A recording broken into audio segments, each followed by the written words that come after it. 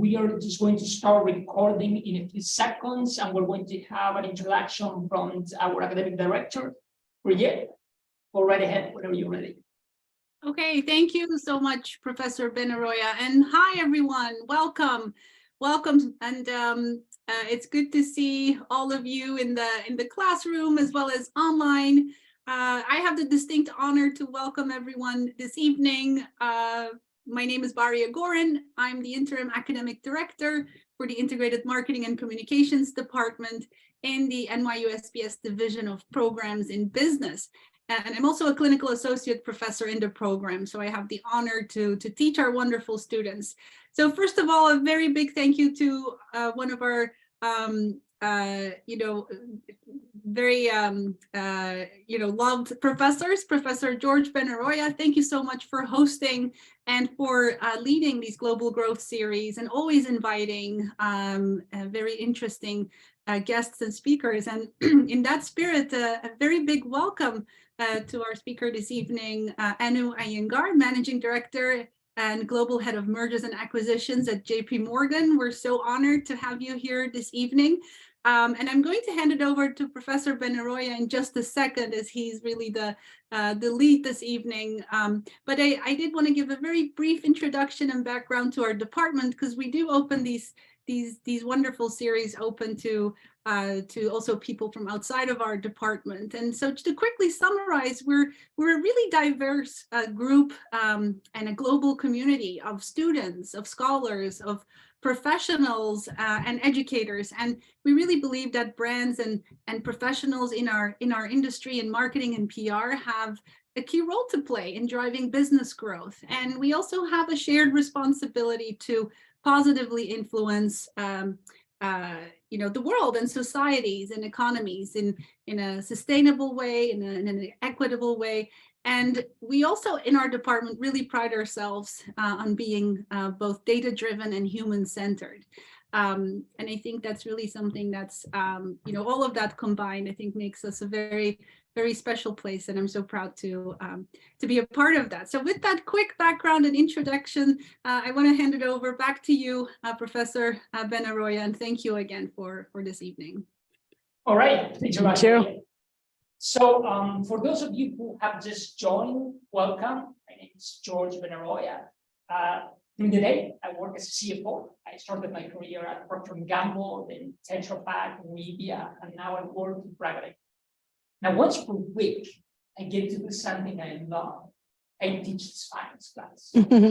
What you see now is not an event. This is a real life class going on at NYU School of Professional Studies. So I don't know if you can see, but they are not actual real students. And the way that this works is like this. Each semester, on the first session, they pick a company, any company they want, and they pick JP Morgan. And then each week, we learn about finance, which can be boring by making a business decision. The first one is about headcount. In today's world, it's not anymore about producing products. It's basically about how many people we will need to have to service all our clients. So if you're joining online, for those of you who are not in the class, how many people do you think you will need your products? This is how Kate and Munira went. Now, the other thing that we learned about attributes, is what would you do if you don't have enough product to sell or enough team members to service all clients? Will you pick your old clients or new clients? I've been now to every country in the world, all 192 countries, to learn how people make decisions.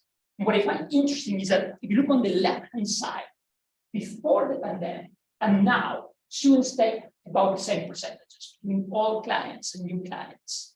But during the pandemic, when we didn't have any gloves or masks, no one did. They all pick all clients. Now, imagine that you're at JP Morgan, right? And you have a limited number of resources to do M&As. Who would you pick? New clients or old clients? This is how Harsh went about it. In the next one, Let's go back one. There we go. About inflation and pricing. How much would you increase prices? So we do learn the math. We say, for example, that if we do a 6% price increase in April for the calendar year, it will be 5%. But this class is not about math. It's about learning how to use numbers in a meaningful way to persuade others. And on the next one, next slide. So she is not in my class. But when I had my first job at Procter & Gamble, this happened to us. We tried to do a price increase, and our biggest client rejected the price increase. So what we learned in class is what would you do, what would you have to do so that when you do a price increase, you don't have something like this happen to you. And on the next slide, we see how 4 of our students did it. That is how Shaima, Fabia, Marky, and Juan went about it, how to communicate the price increase. And then on the next slide, we see what happens at the end of the semester. So we bring speakers and very senior executives from these companies that the students have paid to tell us in real life how they make these decisions. And today with us, we have Mrs. Aiyengar. She's the global head of M&As at JP Morgan, the largest bank in the US. She's also one of Barron's most influential women. And Patrick, maybe you can stop sharing the slides. So what I like to do when I do these introductions, I like to do it a bit more at a personal level. And you will see later on that Ms. Aiyengar has managed transactions for over $1 trillion. She's on CNBC and Bloomberg, Reuters. Her office is not next door. And yet she took the time to come here and give all of you a chance to ask questions. So this join me to welcome Ms. Aiyengar.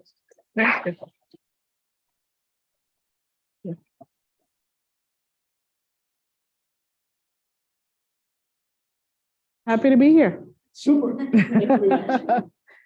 So the way we do this is that the students ask the questions themselves. I will ask one at the end. For those of you who are joining online and you're not taking this class, it's best if you submit the questions 2 weeks in advance. But we'll have other chances if you want to add your questions on the Zoom link. Our first question is from Kate. Yeah. And I'm happy to actually answer anything, because if I don't want to answer it, I'll just say I don't want to answer it. So, Hi, Mrs. Aiyengar. Thank you so much for being you can here. call me today. Anu. Okay, all right. Thank you for taking the time to speak on your incredible experiences at JP Morgan. I mean, 24 years. We've done our research. You're absolutely incredible. So we really appreciate you. your time today. Again, yes, you were just coined as, by American Banker as one of the most powerful and influential women to watch. You have, been named the first and only M&A female head on Wall Street. Again, these accolades are incredible. So that kind of leads me to say thank you, for showing us and giving all of us, the time of day to share your knowledge with us. It really does mean so much. And we're eager to hear all of your answers. Sure. To lead you to my first question, with that being said, I'll kick it off. So can you tell us a little bit about what does the global head of M&As at the largest bank in the world actually do on the day-to-day? Yeah. Well, the good part is every day is different. So if you're someone who likes variety, this is a good job. So like you said, I've been doing M&A at JP Morgan for nearly 24 years now. I started as an associate, and so our titles, which are sometimes a bit confusing, go as analyst, associate, vice president, executive director, managing director. So that's kind of the progression. And during this time period, what does M&A mean? Which is you advise companies. And I try to explain this to my family, who majority of whom are in technology or science. And as a liberal arts major, I severely disappointed them by not doing technology or science. And so it's always a question of what do you do? Because we don't lend money. And so most people think of bank and they think you must be lending money. So no, don't do that. So what do? We provide advice. And my grandmother did ask me once, he said, who the hell pays you for advice? Right? To say, because she couldn't conceive that somebody would actually pay for my advice. And I was like, there's actually a lot of people who do. So, so that's what we do. We advise companies. And sometimes it is to do transactions, sometimes it is not to do transactions. And the type of thing, how do we provide advice? So first we say as a company, what is your own strategic vision? So I say my job is to help a company achieve its own dreams or potential and help the boards and the C-suite of that company in navigating it from vision to actual transaction. So that's a little bit of the job description. And how does it actually translate on a day-to-day basis? Because you have multiple client situations. And so I'm talking to people internally, externally, being in front of boards, negotiating with a counterparty. And so that's how it translates on a day-to-day basis. That's awesome. Thank you for sharing some insight about, how it really starts from ideation and goes to execution. That was very helpful. Thank you for your time. Thank you for your question.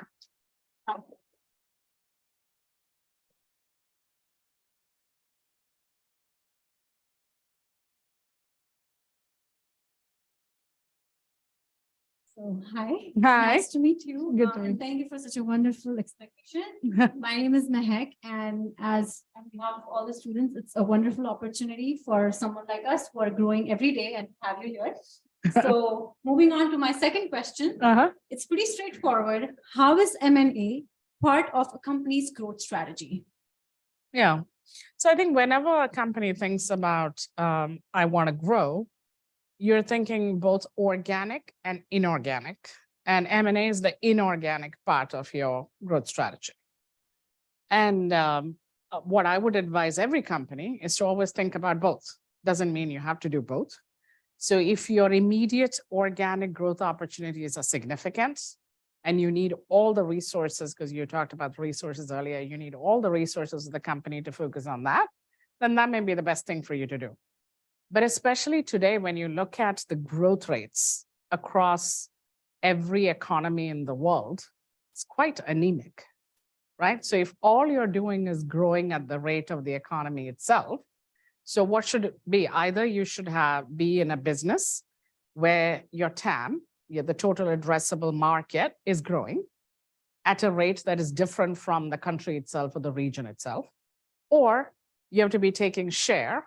That's how you're growing, because your market is not growing. So the only way you're growing is taking share, or you have to add to your capabilities, offering something. And so that's where, if you don't have the organic growth, or for most people, it's a mix. So when you think about capital allocation and how much money you have and how do you want to allocate it, it's capital investments in your business to grow it organically, your inorganic growth through M&A, as well as the third piece is a return to your investors or share buybacks or however you think about it. So that's a little bit of how you think about it, the mix of capital. Does that help? Well, of course. Thank you so much. Good. We definitely gained an insight into how it operates. So thank Good. you. Thank Good.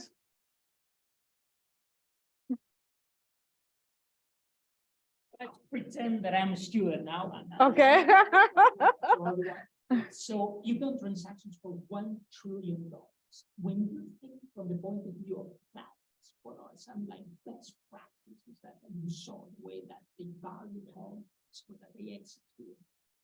Sometimes, what we learn in class that companies overpay a bit for doing the evaluations. When we look at the Wall Street Journal, we see that the write-downs of about $100 billion and so on. So what are the tips that you will give students, right? And this could be when they go and they work for a global company or for a startup, on how to buy and sell companies. Yeah. And so whether you overpaid or underpaid, time will tell, right? And it also depends upon what you do with it. So it's like anything else, right? If you buy something and make good use of it, and create value, and your original investment thesis pans out, you make money.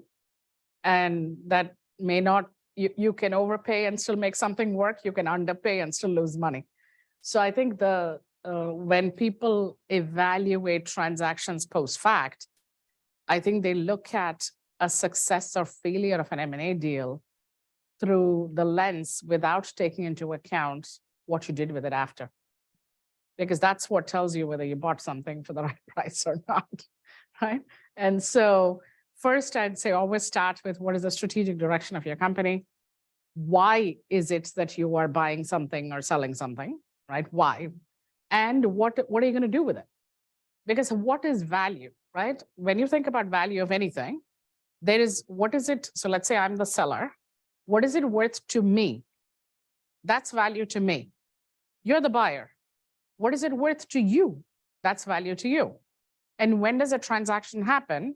When what it is worth to you is more than what it's worth to me. Simple as that, which means you have to do something with this business that is different from what I'm going to do with it. And whether you're successful in doing that or not determines whether you did a good deal or not. So how do you protect against that? Be really careful in coming up with your plan on what you're going to do with the acquisition. Who is going to be responsible for that? What is the, usually private equity firms will say 100-day plan. There's no magic to it other than it sounds good. So from the time you buy the company in the next 100 days, what are you going to do with it? If it's a public company, then every quarter you're giving an update on how is this acquisition doing if it was a material acquisition. But that's how I would test it. Because exactly what price you pay, because there is that band where the deal makes sense. But after that, whether it makes sense or not is really based on the execution of what you actually do. Super. Thank you, Rand. It's a great answer. So, Wong, do the next one. Hi. Coming here. Sure. So my question is, JP Morgan benefited from SVB, like customers moving their deposit to JP Morgan. I researched that the market cap for small and medium-sized banks have declined by 50%. And in a situation like this, is it better for JP Morgan or like in general to buy a smaller competitors or at a much lower price or let them fail and capture their business after that? Yeah, no, this is very counterintuitive because the health of the banking system is what is good for JP Morgan. And that's what's good for all the banks, right? So the banks in this country, all the banks should be healthy and they should do well. And investors and depositors should have confidence in that banking system. That is what is good for the economy of the country. So the count, which may be counterintuitive, I don't know, because the way you asked the question was, oh, if like some banks fail, is that good for you? No, it's not.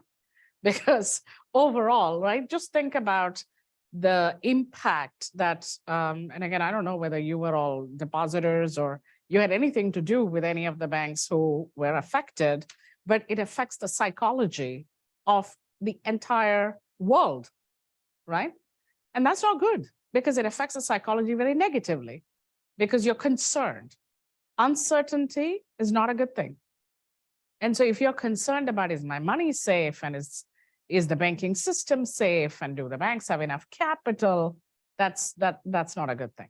So I think the way, so that's a kind of overall statement is if you are, and that is why you found a group of banks who actually put $30 billion into First Republic, right? Because that was to give confidence to the banking system.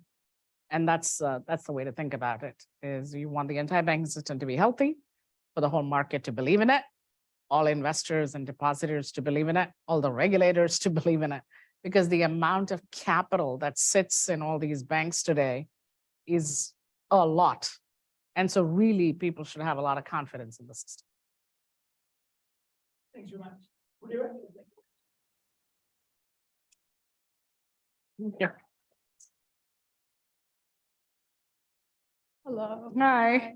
Thank you for being an inspiring person. So my question is, according to my research, that JP Morgan became like the the head or the best M&A in Canada. And it's expanding in Saudi Arabia, where I'm from. So I want to know what it takes to be a number one in the international market. Yeah. Well, thanks for doing your research.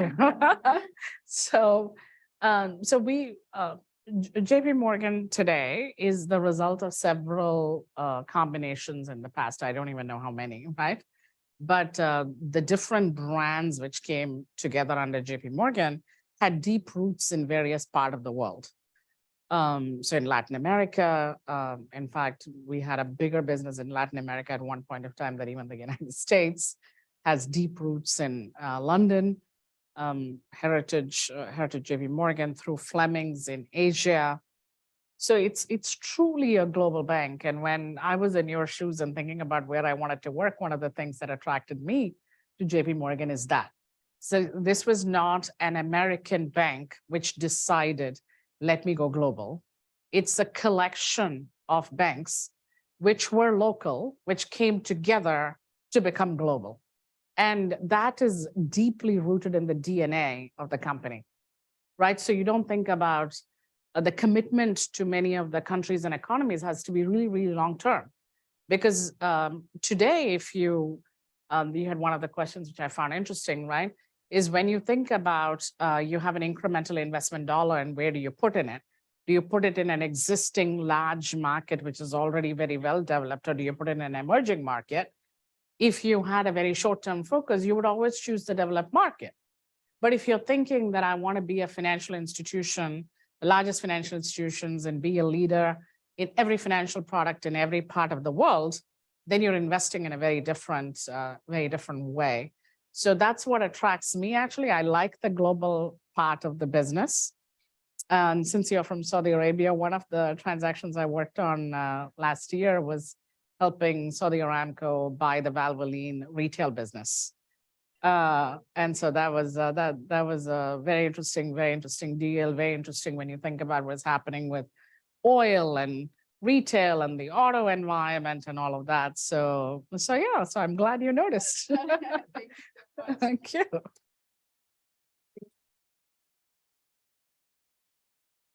Hi. Thank you for giving us a chance to ask question. Sure. And my question is, if board decide to acquire a company, and there are two options, to acquire a startup company with growth potential, or a large legacy company with some problem at a discount, what kinds of research should I do to help the board decide? As to whether to buy a startup or a well-developed company? Yeah. Okay. I mean, depends on who you are, meaning it depends on the acquirer, right? And what it is that you need. So I wouldn't be driven by, because you said discount, I wouldn't be driven by, oh, this is cheap, right? It's just like what you buy for yourself. Don't buy something just because it's cheap, buy something because you need it, right? And so I would again start with the same thing, which is to say, does it make strategic sense for me to own it? And if it does, what does the startup offer you? Because maybe the startup has some interesting technology, but they haven't figured out a go-to-market strategy. And you are able to commercialize it and market it in a way that is differentiated. And that is why it's worth more to you than to them. Or if it's a well-established company because you don't have the capabilities and what you want is to buy something that is fully ready to go and it's plug and play. And you're missing that capability, but you want it, then that's what you go for. So I would start with you, the acquirer. What is your strategy? What is your gap? What do you want? And does that fit with what you want? Because a different way of thinking about it is what is available and what is cheap. Don't recommend that. All right.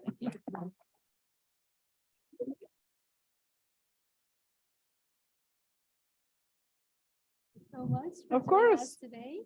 So my question is related to activism and the overall M&A markets. So the Wall Street Journal points out that activism or like disrupting deal is a preferred tactic for activists. And on the other hand, investors might be kind of like disappointed by the lower returns. So what do you think, how does like activism affect or impact the overall M&A markets? Yeah.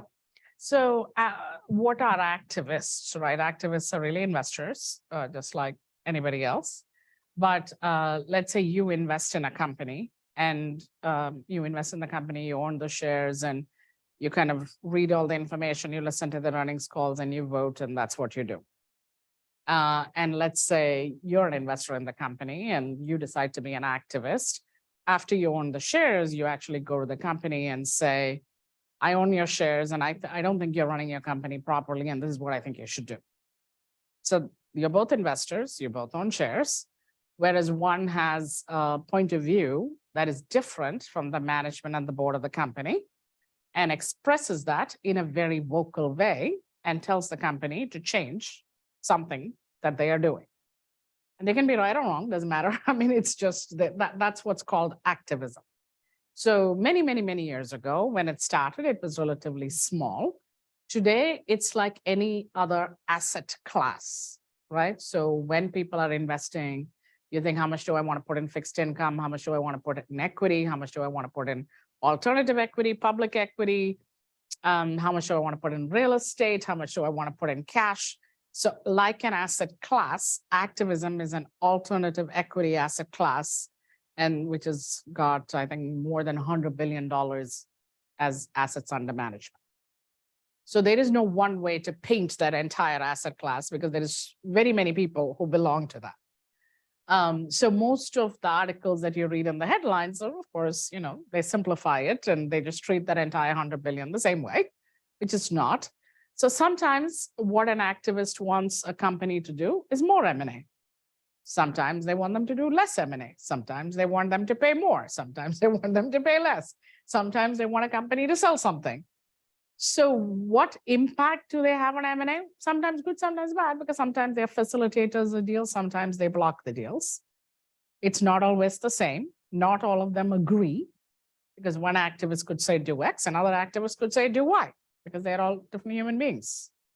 So there's no one like, are they good or bad? I think the over generalized way that human beings react to it is like anybody, right? You're running your company. Someone else comes and tells you what you're doing is wrong and you should do things differently. General human reaction, not so happy. Because you're like, I know better. I want to do things the way I want to do it. So that's why people react negatively to activism, which is a normal kind of human tendency. But the way US capital markets and the board system works is every shareholder has a point of view, and the board of directors are a proxy for representing that in the stewardship of the company. And so, yeah, you listen to what people have to say, but that doesn't mean you have to exactly follow it. Sometimes it's a good idea, sometimes it's a bad idea. So you listen and decide for yourself. Thank you so much for your insight. Thank you. Our next student did the class last semester, and he really wanted to do M&As. And I told him, listen, it's a lot of work. Are you sure? I said, yeah, I want to do it. So it was invited back, right? All right. M&As, very happy. Hi, how are you? Great. Thank you so much for Mhm. being here today and speak with us. Mhm. And as he mentioned, I learned M&A the hard way because we were the only team that picked M&A in our strategic project. Okay. And our team is Pfizer last Mhm. semester. And we choose it because we want to create a strategic plan for them to grow in the future. And at the time, Pfizer has a lot of cash flow in their pocket. And we also had invited Pfizer's global president from last semester, Mr. Mike Gladstone. And we learned from them that how they were able to acquire business during the market declines. And now, since we have a lot of like inflations and with interest rate hikes challenges, it seems like a buying market for a lot of companies. However, the struggle that we face is that we faced a challenge to identify a good target. Since a lot of startup companies in pharma, they have negative cash flows. They have to invest a lot to be able to retain or regain the profit in the future. So it's hard for us. And, even with pharmaceutical industry, we have a lot of, challenges in predicting the future. So my question for you is that, what's your advice in evaluating business with negative cash flow? Well, you must have done something right. Pfizer did a big deal, right? The largest deal announced in 2023 is the deal that Pfizer did. And you're right that this is the best environment for large, well-capitalized investment-grade companies because you're sitting on a lot of cash, you're generating a lot of cash. Valuations are more reasonable. Several people who are dependent on more levered financing structures or sponsors are out of the market. And so it makes it much more attractive for a strategic who has access to cash. So it makes a lot of sense. It's a good move. And anybody, but it doesn't matter whether it's Pfizer or pharma or whatever, it's like your startup question, right? Is when you're looking at a company that currently has negative cash flows, that's again value to the current owner. So if you're going to buy it, then is it going to have negative cash flows under you, or what are you going to do with it? And if it is company that has done, phase 1, phase 2 testing, but phase 3 has not happened, then you're taking a call on what do you think is going to happen with phase 3. And for large pharma companies, you do several things like that. Sometimes you enter into a licensing agreement, sometimes you buy the company. It is humanly not possible that every one of the things you do will pan out the way you thought, but you do enough of them and you do them in a smart way. You don't, even if a small percentage of them are successful, it's going to be hugely successful because you have the whole global machinery that once there is a drug or a solution that is effective and it passes and gets the approvals, then you're going to sell it in the whole world. And so that's why pharma companies in particular do that. And they have huge M&A departments. So it's my earlier description of organic, inorganic, like their organic is R&D, right? So you're doing your own R&D. In the second one, you're buying somebody else's R&D, right? And you're just like you're evaluating, should you invest in something, a research and development project? You don't know how it's going to turn out when you're investing in it, just like that. When you're buying a company, you have a thesis because you say they are, creating something which is a better drug for, I'm just making it up, like diabetes. And you're like, okay, how many people have it? What is the potential addressable market? Is this better than the previous drug? When does the patent on that expire? What do you think I can charge for it? So that's the financial analysis. But then there is a scientific analysis as well, which is similar to the R&D project that you do. Thank you so much. Of course. Then you have many potential clients. One, you probably have the right question about it, right? Okay. First of all, thank you, Mrs. Aiyengar, for joining us today. I don't want to sound repetitive, but it's really a great opportunity for us to meet and have the chance to speak with someone of your caliber, not just in the finance world, but in the business world in general. Thank you. With that being said, one of the things that attracted us to NYU is that NYU students and alumni have achieved many wonderful things, have become many great entrepreneurs, have founded companies like IBM, or even smaller companies like Etsy, for which JP Morgan was its financial advisor or on one of its latest acquisitions. With that being said, for all of the future entrepreneurs in the audience, what would it take for JP Morgan to be the financial advisor of a company? Yeah, so first you have to be a client, right? Because any firm has, what do you say? We have like a know your client thing. So we need to actually onboard somebody as a client before we can do business with them. And so we are, you said, very large organization. So we cover companies from very early stages in one part of the firm to as the company grows through, right? So you're like below $50 million in revenues, you're in one part of the firm, then as you grow and become larger and larger, you go to different parts of the firm, but you're still under JP Morgan, because we have a very large commercial bank also. So because in early stages of the company, what does a company need? They need capital to grow. And first it's usually private capital, then it goes to public capital. And it's after that that you're looking at, do I want to do M&A? Usually it's never a linear line like that. Sometimes it goes zigzag. And so the team that I run, we do M&A for our clients in the commercial bank, as well as our clients in the investment bank. So anywhere, any company wanting to do M&A, we work with them. It's just usually happens that companies who are doing M&A either on the sell side or the buy side, it's not the company who just started. Sometimes you get lucky, right? You have a great idea and you go from here to here very fast. But that's really the only criteria. So there's no like size cutoff or anything like that. We bank a company, throughout its, from the cradle, we say. Sure.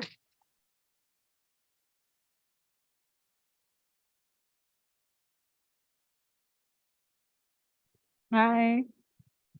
Thank you so much for joining us today. Mhm. And here comes my question. Yeah. Despite having access to mountains of data, many business executives tend to make business decisions based on intuition.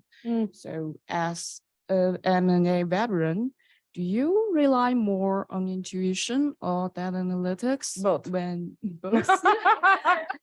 Both, you need both, right? Because whether you call it intuition or judgment, right? Whichever. In M&A experience matters a lot, right? Because it's not just pattern recognition, but you've just seen various types of situations.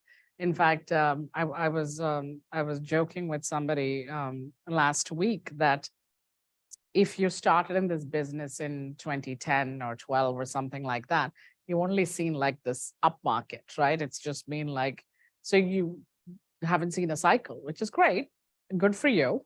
But, if you've seen cycles, right? So we, in my career, we had the .com bubble or whatever. I don't even know whether you guys were born at that time. But the financial crisis, those are probably the big ones that everybody knows about, but there's a lot of other mini ones in different industries and sectors. And so having perspective on that is good. And in addition to, yes, we do a ton of financial analysis with a lot of analytical rigor, and that's table stakes. That's a must. But on top of that, you have to apply judgment. So I call it judgment, which is, I guess, informed intuition as opposed to just like a gut thing, right? Which is based on experience, it's based on knowledge of the market, it's based on knowledge of your client, it's based on knowledge of the counterparty, it's based on knowledge of the competitors. So you bring all that to bear. And that's a big part of why we get hired, is that incremental expertise that you bring, which is beyond the numbers. Thank you so much. Good question. Thank you.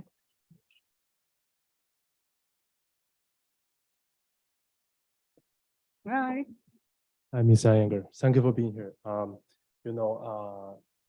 Corporate culture is very important for a company. And my question is, what is corporate culture of JP Morgan Chase in your division, and what is some best practice for merging company culture when JP Morgan acquires a company? Yes, a culture is very important, and we again joke like we say this is Mother Morgan. So Mother Morgan, you join Mother Morgan, it's like a mom, right, who takes care of you, teaches you, sometimes scolds you, and makes sure that you do well, which is exactly that. So how do I kind of define my role as a manager? Is to make every person who works in my team the best version of themselves. So for each person, it's different, right? Because their best version is different. And that's what makes an interesting group, a global group. And so that's how I think about it.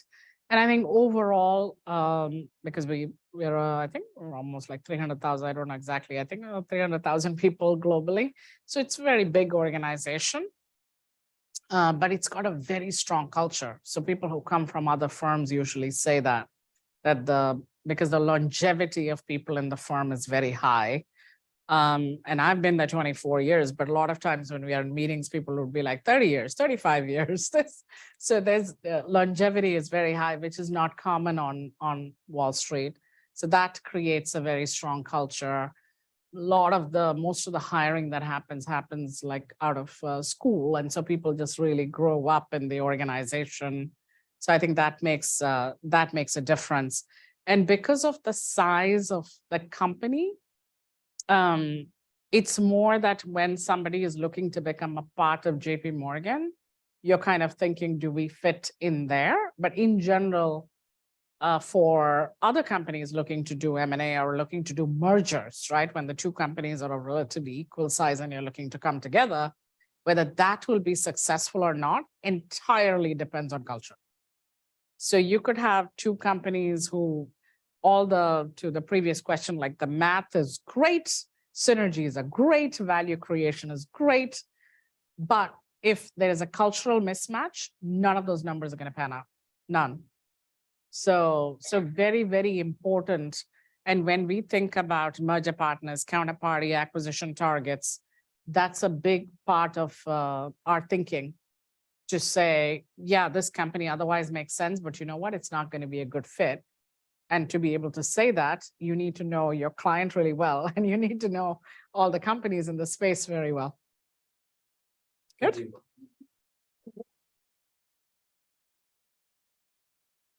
Another question. I'm back again. So thank you for all your time. Appreciate it. Sure. For patiently answering our questions. It means a lot. Here I go. We are witnessing an increasing focus on sustainability in the financial sector as the globe continues to struggle with the critical problem of climate change.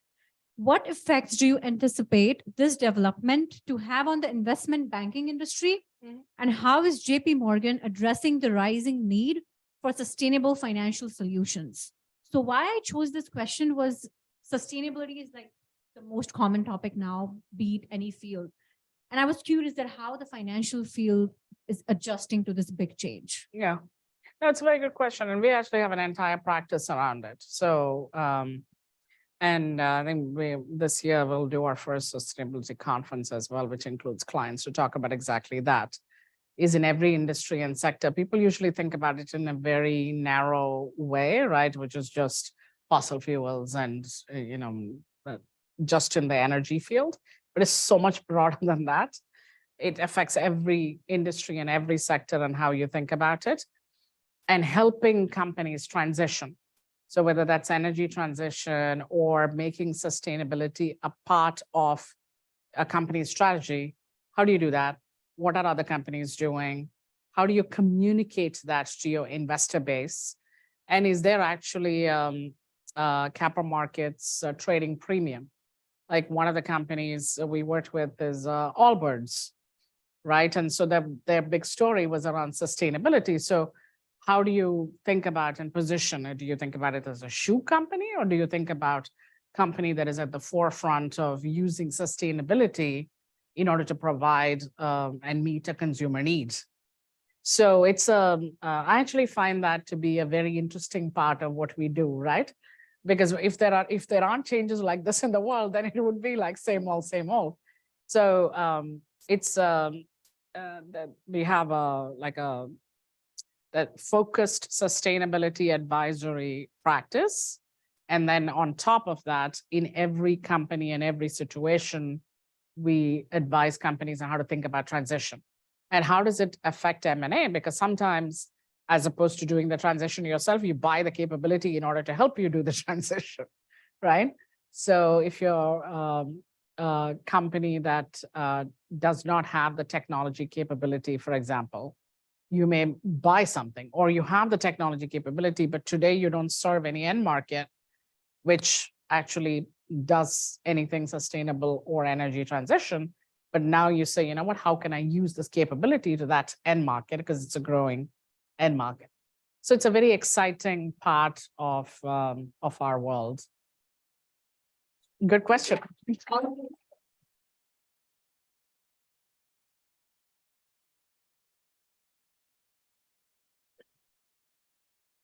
Thank you so much for joining us. Of course. JP Morgan invests $12 billion in technology every year. So what are your plans for leveraging that investment towards client? And do you think people's jobs are at risk due to these innovations which are happening in the world? Yeah.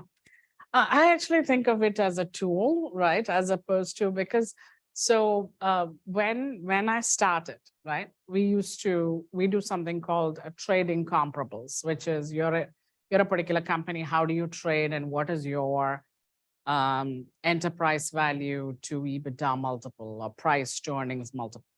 So at that time, how did we do it? We would actually pull from the SEC website the 10Ks and 10Qs of the companies. We would read all of it and calculate it, right? And we would say, okay, you do a whole bunch of math to create that one page, which said, here is how this company trades, here are the peers of the company. Today, you just go to some service and just pull it down, right? So we have hundreds of places from where we can pull it down. We have something that'll pull it from 5 or 6 places, cross-check against the original documents and create something. So one page, which, you know, I may have pulled multiple all-nighters to create, today comes out like that. Now, did that take people's jobs away? No, it just made your job better, right? Because now you didn't have to do all that painful thing. And you can actually look at this and say, what does it mean? Because there are most of companies, let's say I'm making it up, their multiple is somewhere between 14 and 16. But there's this one company which is at 22. Why is that? So now you actually have time to sit back and say, let me go try and understand, is that unusual because their EBITDA is depressed, or do they actually trade at a premium? Have they always traded at a premium? Why? What drives that? Isn't that a better work to do, right? So I'm actually extremely excited at the possibilities of what technology can do, and including AI and machine learning and all that, because there is so much information that is out there. A big challenge today is how to consume all of that. And so if something can read everything that exists on a topic and summarize it and give it to me, how wonderful is that, right? And I can rely on it. So I'm very bullish. All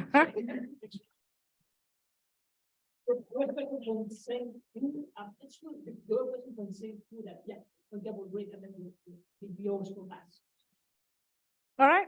Hi. Firstly, thank you, Ms. Aiyengar, for giving us a chance to ask a question. So my question is, what do you think about the main factors that led to the substantial decline in global M&A activity in the first quarter of this year? So if you look at overall market M&A volumes, right? The M&A market 2015 to 2019, which is pre-COVID, is on average 4 trillion each year. In 2020, the first half was pretty depressed, right? Because people, including me, we were like, oh, in the middle of March, you shut everything down and go away. And before that, you always say, you know, there are all these words you commonly use in M&A, or you need to look into the whites of the other person's eyes before you make a decision, and you need to go kick the tires. And there was no looking into people's whites of their eyes. You could barely see anything on Zoom. And there was no kicking of tires happening. And so in theory, without the ability of people to actually meet, you would think M&A was zero. But turns out you put people at home and they have nothing else to do, they do a lot of deals, right? So, but really, I think it created a strategic impetus for companies, right? Because suddenly you had to have digital capabilities. You had no time to test. You're like, oh, do I have this capability? No. I can build it, no time. Have to buy it. You have supply chain constraints. What do? Have to buy it because they have no other option. And so that drove an extraordinary level of M&A activity from the middle of 2020 to the middle of 2022, so 2-year time period. So in 2021, the market, which normally is 4 trillion, went to 6 trillion. And so you look at all the headlines today and they're like, oh, M&A is really down. Yeah, down from some crazy high levels, right? So it's a little bit of perspective. So the year-over-year comparison is a tough one because it was a half year 20, full year 21, first half 22. So you're still comparing against that number. So compared to that, the volumes were down 47%. Is that surprising to me? No, it's not very surprising to me because there is a huge amount of uncertainty where you don't know what's going to happen with growth. You don't know what's going to happen with interest rates. You don't know what's going to happen with inflation. You don't know we are still in the middle of a war, which is, sometimes people forget that, but we are in the middle of a war. There is a lot of geopolitical tension and crisis. And so uncertainty is not good for M&A because people don't make big decisions. You don't it's like in human life, right? What do? When there's a lot of uncertainty, you say, you know what? Steady, don't do anything, don't change anything, just keep going. Same for companies at a bigger scale. Some people say, you know what? That's the best time for me to actually invest. Takes some courage, takes conviction, takes support, because you need to be a well-established, proven steward of capital for you to have the license to do that. Because sometimes we say, do you have the license to do M&A? What does that mean? Is because you've proven your capabilities. And in that market, usually what happens is some of the best deals get done, but fewer deals get done. And so that's a little bit of what you see happening. I expect that to continue in the second quarter as well. And then we'll see whether if these things there is more stability and more certainty, it should be better. All right. So on the first session, these are people marketing students, and most of them tell you that they have nightmares for finance, right? That they were former finance majors and I see. marketing and so on. But they all take Okay. It didn't change that semester at this point. Okay. Thank you for giving us the opportunity to ask the question. Sure. So my question is about some career tips. As the only female executive leading the merger acquisition and at the biggest bank in the US, what career tip do you have for those of us who want to be hired by JP Morgan or the investment bank industry? Nice. So one, people always think that we do complicated math, right? So we add, subtract, multiply, and divide. And we do Excel, and we use Excel for it. So, actually, the math we do is not at all complicated. Now, if you hate numbers, that's a different thing. But it's not like we don't do calculus, and at least in my part of the of what we do. So that's not how I would think about it. How I would think about is investment banking, the career for you. Is are you interested in looking at companies and analyzing them and studying them and thinking about what is it that they should do? Like, does that part interest you? And then there's a client service element to it, because otherwise you decide that to become an investor versus client service, right? Because you may be very interested in analyzing a company and you could decide that you want to be an investor because you actually don't like the client service element of it. And I always tell people that you should derive some psychic income from the client service part of it, right? When you actually help somebody figure something out, does that give you a high? Because they are like, oh my God, that was really helpful. I understood that and thank you. Some people it does, some people it doesn't. So look at yourself and see what motivates you. That's how I would think about it. Is something right for you? And the best part is, all of Wall Street does internships. And I highly recommend that because that's a good way for you to actually experience it. And we all try to make our internships programs 100% real, right? Because there is no upside. Sometimes people think, oh, this is just the marketing version or whatever. No point, because then you get the wrong people, right? You want it to be a real experience so that people can actually do it and say, do I like it?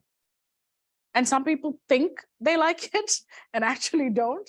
Whereas sometimes people self-select themselves outside and say, oh, this is not for me.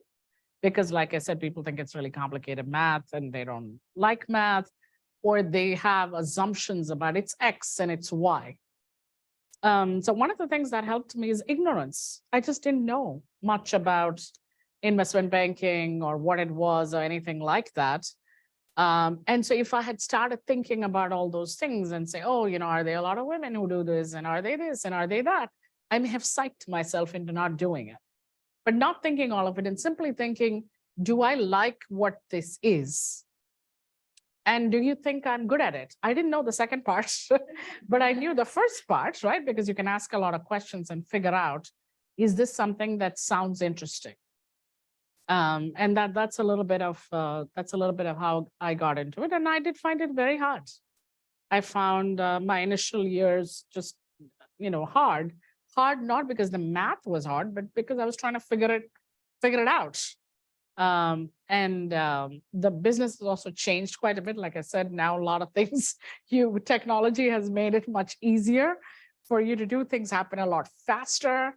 So the nature of the work itself and what you do is the same, but how you do it has become a lot easier than it was, as it should. All right. So now, the students have made a very short video for you, Lisa. Okay. Yeah. All right. Yeah. Should I be worried? No. You've joined a live Finance for Marketing Decisions class at NYU School of Professional Studies. In our class, we select a Fortune 500 company to learn about finance by making decisions on pricing, headcount, marketing, and profitability. CFOs and CMOs from Disney, Coca-Cola, and McDonald's have joined us to respond to questions from the audience. All speaker sessions are free and open to everyone. And today, over 50 students got together to say, Thank you, Mrs. Aiyengar. This is a terrific opportunity for students. ممتنين جدا بهذه الفرصة مس أينجر. जब हम assignment कर रहे थे, estamos emocionados por este día. On behalf of all students from New York, To Latin America, Africa, India, Indonesia, Vietnam, and China. धन्यवाद Miss Aiyengar. Oh, that's so sweet. 谢谢 Miss Aiyengar. Cảm ơn Miss Aiyengar. Terima kasih Mrs. Aiyengar. Thank you, Mrs. Aiyengar. Oh, wow. That's really sweet. Oh, that's very unexpected, very sweet. Thank you. Real nice. And on behalf of everyone who's also joining online, thank you. Thank you all. Wish you all good luck. Very good questions. I hope you found it useful. And all of you should come join Wall Street. Yeah. So for those of you joining online, we'll get our survey next, but also next week we're going to have the heads of retail at Starbucks or Starbucks training to the welcome to go. But our sessions are always open to everyone. So thanks very much for joining. Thank you.